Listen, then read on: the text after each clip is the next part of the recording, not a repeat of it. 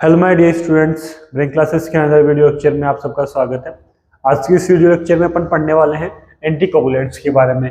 Okay, anticoagulants ऐसे factors जो clotting factors को बनने से रोकते हैं। ठीक है, जो क्लोटिंग फैक्टर्स को क्या करते हैं, बनने से रोकते हैं या फिर बाद में उनको प्रिवेंट करते हैं। ऐसे फैक्टर्स को अपन क्या करते हैं, क्या बोलते हैं, एंटीकोगुलेंट्स। ओके, ऐसे फैक्टर्स जो क्लोट को बनने से रोकते हैं, इनसे फैक्टर्स को अपन क्या कहते हैं, एंटीकोगुलेंट्स। ओके, जैसे अपन को नाम से पता लग रहा है, कोगुलेंट्स की अगेंस्ट काम करने वाले फैक्टर्स क्या कहलाएंगे, एंटीकोगुलेंट्स। तो जो एंटीकोगुलेंट्स होते हैं बेसिकली दो प्रकार के होते हैं। ओके, एंटीकोगुलेंट्स दो प्रकार के होते हैं बॉडी के अंदर। फर्स्ट एंटीक्लोटिव फैक्टर है हिपेरिन।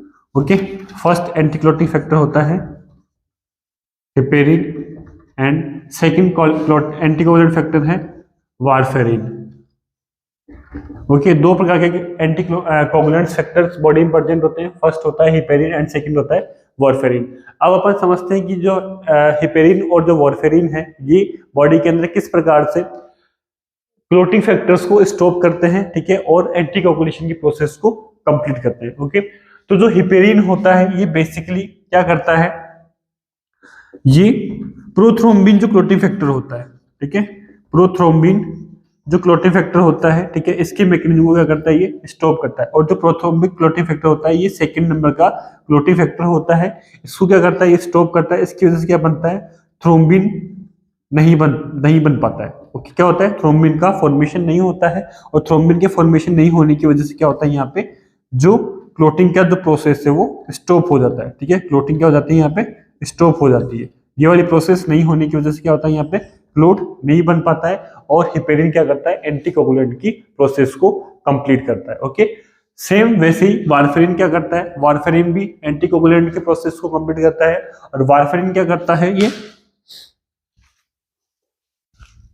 वारफेरिन जो है ये विटामिन के की सिंथेसिस को क्या करता है, ये स्टॉप करता है। विटामिन के की सिंथेसिस को क्या करता है, ये स्टॉप करता है। इसकी वजह से क्या होता है, विटामिन के की सिंथेसिस स्टॉप होने की वजह से क्या होता है, बॉडी के अंदर जो क्लोटिंग फैक्टर है, क्लोटिंग फैक्टर सेकंड, 7, 9 और 10, सेकंड, 7, 9 और 10 जो क्लोटिंग फैक्टर्स होते हैं ये नहीं बनते हैं। इनके नहीं बनने की वजह से क्या होता है, वारफेरिन क्या करता है, एंटीकोगुलेंट की प्रोसेस को कंप्लीट करता है।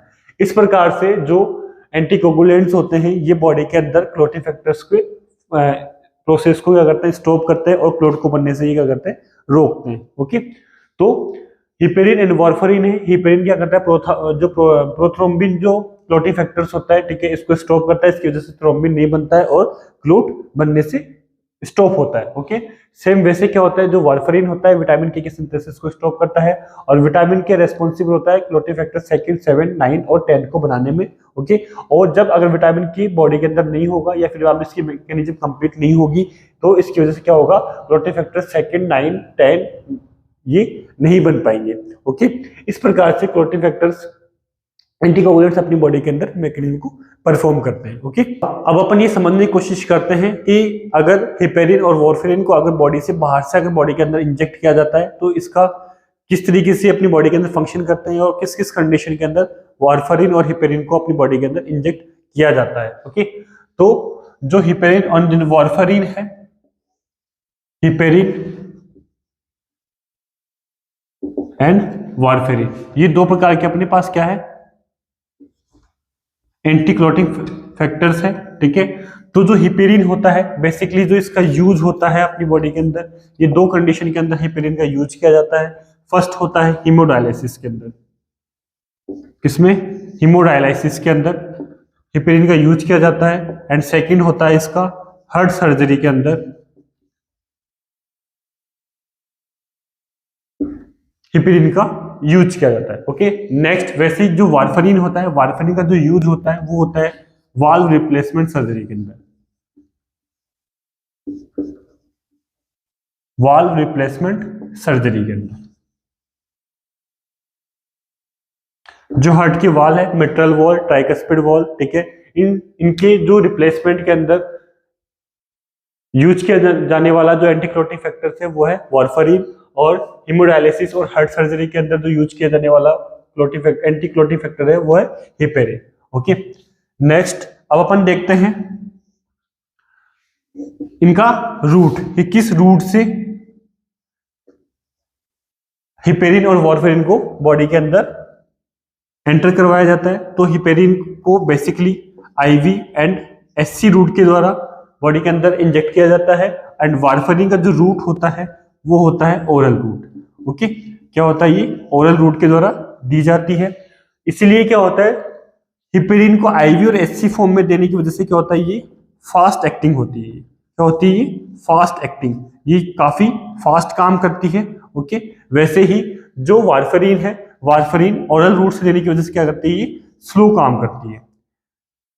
वारफरीन स्लो काम करती है और हिपेरिन फास्ट काम करती है। ओके, नेक्स्ट, हिपेरिन का अगर डोज ज्यादा हो जाए बॉडी के अंदर, अगर हिपेरिन का डोज ज्यादा हो जाए, ठीक है, तो उस कंडीशन के अंदर इसकी क्या दी जाती है, एंटीडोट दी जाती है। हिपेरिन और वारफरीन का अगर किसी कंडीशन में डोज ज्यादा हो जाए तो इस कंडीशन में क्या देते हैं अपन, एंटीडोट दी जाती है बॉडी के अंदर। ओके, तो जो एंटीडोट होता है हिपेरिन का वो होता है protamine sulphate, protamine sulphate. Okay, and warfarin का जो क्लोटिंग एंटीडोट होता है वो होता है विटामिन के। ओके, विटामिन के वारफरीन का एंटीडोट होता है और हिपेरिन का एंटीडोट होता है वो होता है प्रोटामाइन सल्फेट। ओके, नेक्स्ट, कि किस तरीके से ये आइडेंटिफाई किया जाए कि हिपेरिन का जो अमाउंट है वो बॉडी के अंदर नॉर्मल है या फिर ज्यादा हो गया है, या फिर वारफरीन का जो नॉर्मल अमाउंट है वो कम नॉर्मल है या फिर ज्यादा हो गया है। तो इसके लिए जो टेस्ट किए जाते हैं उस टेस्ट में क्या असेस किया जाता है, तो हिपेरिन के अंदर बेसिकली एग्जामिन किया जाता है एपीटीटी। ठीक है, एपीटीटी की वैल्यू एग्जामिन की जाती है, और एपीटीटी जो बेसिक अमाउंट, जो नॉर्मल अमाउंट होता है एपीटीटी का 27 to 33 second. Okay, 27 to 33 second इसकी नॉर्मल वैल्यू होती है। और अगर जब पेशेंट को हिपेरिन दिया जाता है तो इसका जो नॉर्मल अमाउंट होता है वो क्या होता है, 2.5 गुना इंक्रीज हो जाता है। ठीक है, 2.5 गुना ये इसका लेवल बढ़ जाता है। तो इसकी वजह से जो इसका नॉर्मल अमाउंट आता है हिपेरिन का बॉडी के अंदर, जब हिपेरिन को इंजेक्ट किया जाता है उस टाइम पे इसका जो नॉर्मल अमाउंट रहता है वो रहता है 75 to 95 सेकेंड का। ओके, बेसिकली हिपेरिन के दौरान एपीटीटी का जो नॉर्मल वैल्यू होती है 27 to 33 सेकेंड होती है। ओके, लेकिन अगर इसको हिपेरिन को जब बॉडी के अंदर इंजेक्ट किया जाता है तो ये अपना जो इसका अमाउंट होता है, ठीक है, 2.5 गुना बढ़ जाता है। इसकी वजह से हिपेरिन का जो नॉर्मल अमाउंट आता है during the heparin treatment 75 to 95 second आता है, एपीटीटी वैल्यू आती है। ओके, वैसे ही वारफरीन के अंदर क्या चेक किया जाता है, अपन चेक करते हैं PTI NR. Okay, PTI NR की अपन वैल्यू चेक करते हैं, तो जो नॉर्मल पीटीआई एनआर की जो वैल्यू होती है वो होती है 9.5 to 13.5 सेकेंड।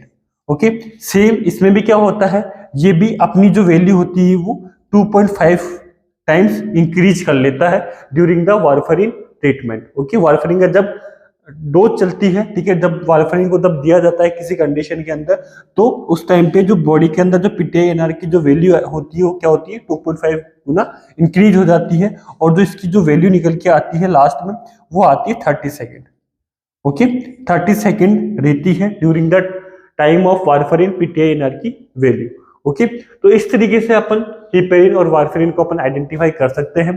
तो जो हिपेरिन का जो यूज होता है वो होता है हीमोडायलिसिस के अंदर और हार्ट सर्जरी के अंदर, एंड वारफरीन का जो यूज होता है वो होता है वाल्व रिप्लेसमेंट सर्जरी के अंदर। ओके, सेम जो हिपेरिन का जो रूट है वो होता है आईवी एंड एससी रूट होता है।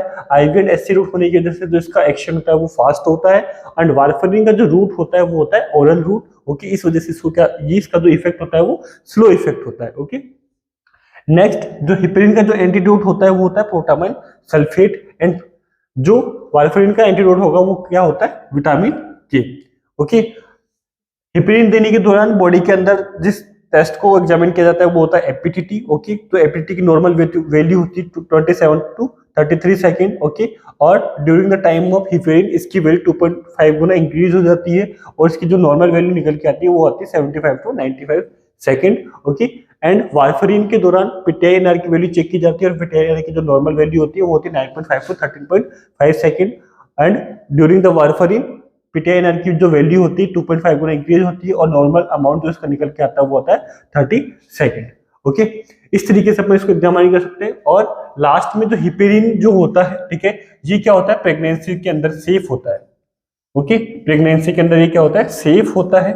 और जो वारफरीन होता है ये क्या होता है, कॉन्ट्रा इंडिकेट होता है। ये क्या होता है, कॉन्ट्रा इंडिकेटेड होता है during the time of pregnancy. Pregnancy के अंदर वारफरीन को नहीं दिया जाता है और हिपेरिन प्रेगनेंसी के अंदर ये सेफ होता है। ओके, तो इस प्रकार से अपना एंटी कोगुलेंट्स वाला टॉपिक ये कंप्लीट होता है आज। ओके, आई होप आपको क्लास समझ में आई होगी। अगर वीडियो अच्छा लगा हो तो वीडियो को लाइक शेयर एंड सब्सक्राइब जरूर करिए and thank you for watching the video.